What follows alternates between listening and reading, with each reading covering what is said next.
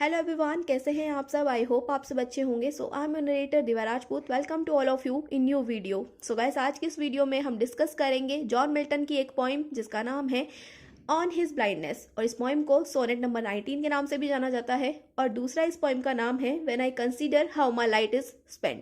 तो ये तीनों एक ही पोइम के नाम है, इस नाम से आपको कंफ्यूज नहीं होना है। तो इस पोइम को जॉन मिल्टन ने तब लिखा था जब वो ब्लाइंड हो चुके थे, जब वो अंधे हो चुके थे। और जॉन मिल्टन अपनी आधी लाइफ में ही जो है ब्लाइंड हो चुके थे, मतलब उनकी 42 ईयर्स की एज में जो है उनकी आंखों की रोशनी जा चुकी थी। और आपको देखने को मिलेगा कि जो जॉन मिल्टन है उनकी पोइम्स के अंदर वो गॉड को मेकर के रूप में रिप्रेजेंट करते हैं। मेकर का मतलब है कि जिसने सबको बनाया है, जिसने पूरी दुनिया को बनाया है, उसके रूप में जो है वो गॉड को रिप्रेजेंट करते हैं। तो चलिए पोइम की शुरुआत करते हैं। तो पोइम की शुरुआत होती है when I consider how my light is spend array half my days in this dark world and white. तो यहाँ पर पोइम में जॉन मिल्टन बोलते हैं कि ये मैं कैसे कंसीडर कर लूँ, ये मैं कैसे मान लूँ कि मेरी जो आंखों की रोशनी है वो जा चुकी है। मैंने अभी अपनी सिर्फ आधी ज़िंदगी ही स्पेंड करी थी, सिर्फ अपनी आधी ज़िंदगी ही जी थी कि मेरी जो रोशनी है आंखों की वो जा चुकी है। और ये जो पूरी दुनिया है, इतना जो लंबा चौड़ा संसार है, इतना लंबा चौड़ा जो वर्ल्ड है, वो मेरे लिए सिर्फ एक अंधेरे के समान हो गया है, एक डार्कनेस के समान हो गया है। आगे की लाइन्स में बोलते हैं and that one talent which death to hide lodged with me useless. अब इसका मतलब है कि जो एक टैलेंट है मेरे पास, अब जॉन मिल्टन एक राइटर है तो उनके पास लिखने का टैलेंट जो है अब वो भी यूजलेस हो चुका है। क्यों? क्योंकि वो ब्लाइंड हो चुके हैं, वो अंधे हैं, वो देख नहीं सकते। तो जो इंसान देख ही नहीं सकता वो अपनी सोच को, जो उनके दिमाग में जो सोच चलती है, जो कविताएं उनके दिमाग में चलती रहती हैं, उनको वो कैसे लिखेंगे। ये जो लिखने का टैलेंट है ये भी अब एक तरह से यूजलेस हो चुका है, बेकार हो चुका है उनके लिए। आगे वो बोलते हैं तो my soul more bent to serve there with my maker. यहाँ पर वो बोलते हैं कि जो मेरी सोल है, मतलब जो मेरी आत्मा है, वो और ज़्यादा झुक गई है किसकी तरफ? अपने मेकर को सर्व करने के लिए।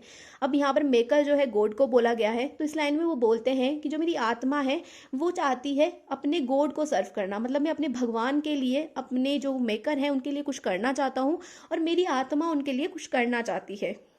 फिर आगे वो बोलते हैं and present my true account लेट्स ही रिटर्निंग टाइड। इसका मतलब है कि जो मेरा अकाउंट है, मतलब जो मेरे कर्म है, जब मैं भगवान के पास, जब मैं मर जाऊंगा, मेरी आत्मा जब भगवान के पास जाएगी तो भगवान जब मुझसे पूछेंगे कि तूने अपनी लाइफ में क्या करा, जब तू अंधा हो चुका था, अपनी आधी एज में जब आप अंधे हो चुके थे, उसके बाद में अपनी लाइफ में आपने क्या करा, तो मेरे पास जो है उनको बताने के लिए ये हो कि मैंने, हाँ मैंने आपको सर्व करा है, मैं आपके लिए कुछ करा है, ये मेरे को बताने के लिए हो। इसलिए वो चाहते हैं कि मैं भगवान को सर्व करूं और जब मैं भगवान के पास जाऊं तो वो मेरे पर गुस्सा ना हो, वो ये ना कहे कि तू यूजलेस था उस टाइम पे, जब तुम अंधे हो गए थे उस टाइम पे आपने अपने आप को बेकार समझ लिया और आपने कुछ करा नहीं, ऐसा भगवान मुझसे ना कहे, भगवान मुझे डांटे नहीं।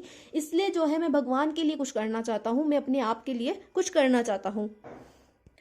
फिर इसके आगे वो बोलते हैं doth God exact day labour light denied I fondly ask. तो यहाँ पर वो बहुत ही प्यारा सा क्वेश्चन करते हैं अपने आप से मतलब बड़बड़ा करके वो एक क्वेश्चन करते हैं। और वो क्वेश्चन किसके लिए है? गॉड के लिए, मतलब भगवान के लिए एक क्वेश्चन है जो बड़बड़ा करके करते हैं कि क्या भगवान जो है एक ऐसे इंसान से डे लेबर करवाएंगे जो कि देख नहीं सकता।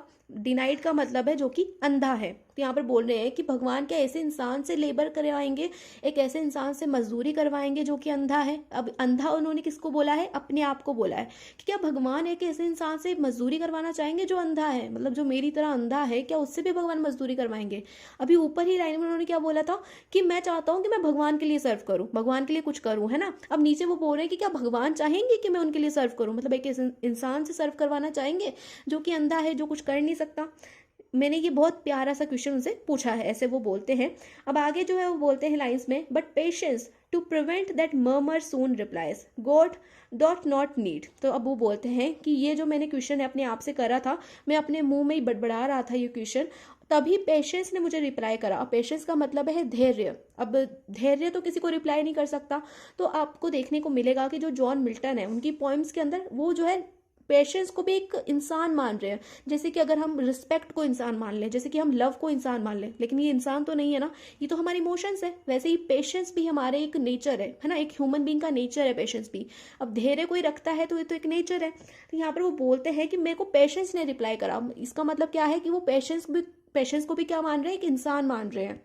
तो वो बोलते हैं कि पेशेंस ने मुझे जल्दी ही रिप्लाई करा कि गॉड को मुझसे कुछ नहीं चाहिए, गॉड को किसी से कुछ नहीं चाहिए, भगवान किसी से कुछ नहीं चाहता, भगवान आपको सिर्फ देता है, भगवान आपसे कुछ लेने की इच्छा नहीं रखते।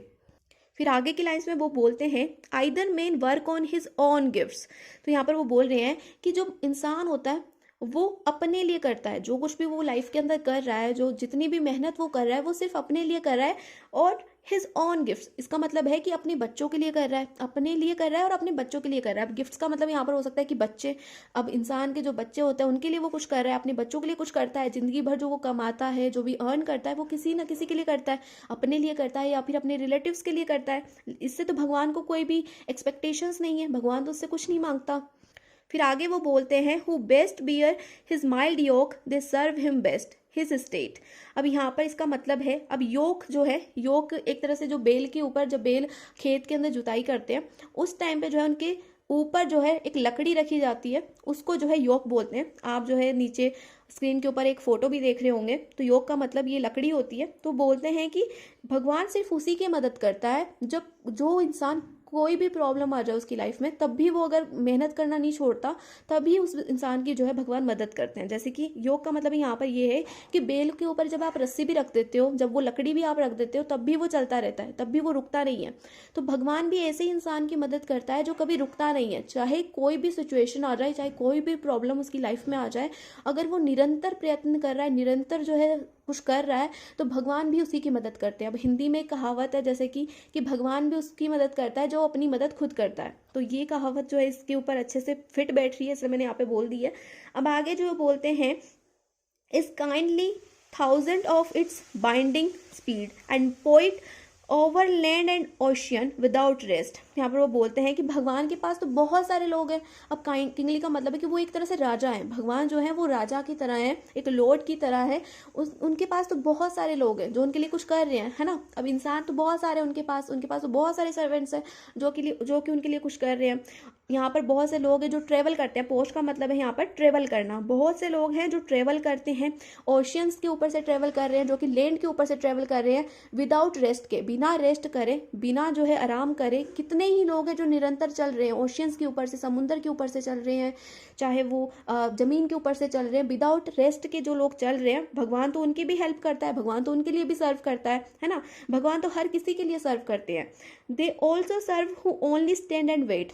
भगवान उसकी भी मदद करते हैं, उसकी भी जो है उसके लिए भी सर्व करते हैं जो कि सिर्फ खड़ा हुआ है और अपनी बारी का इंतजार कर रहा है कि जब भगवान उसे मिलेंगे, इस चीज़ का वो इंतजार कर रहा है। भगवान उनकी भी जो है हमेशा मदद करते हैं। तो यहाँ पर ये जो पोइम है ये कंप्लीट होती है।